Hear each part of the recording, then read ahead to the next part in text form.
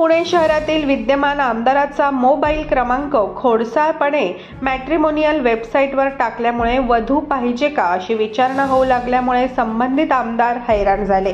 Matrimonial साईटवरून क्रमांक घेऊन वधूंच्या पालकांचे माहिती घेण्यासाठी फोन येत आहेत। या फोनवर अपेक्षा काय आहे यापासून वैयक्तिक माहिती विचारण्यात येत असल्याने संबंधित आमदारांनी डोक्याला हात लावला। या पार्श्वभूमीवर हा खोडसाळपणा कुणी केला याचा शोध घेण्यात येत आहे। विवाहित आमदाराला सातत्याने विवाहासाठी फोन येऊ लागल्यामुळे अनेकांच्या भुवया उंचावल्या असून या प्रकाराची मतदारसंघात जोरदार चर्चा चालू आहे। संबंधित आमदारांचा मोबाईल क्रमांक गेल्या आठवड्यात एका मॅट्रिमोनियल वेबसाईटवर टाकण्यात आला होता। या प्रकाराची आमदारांना कोणतीही कल्पना नव्हती।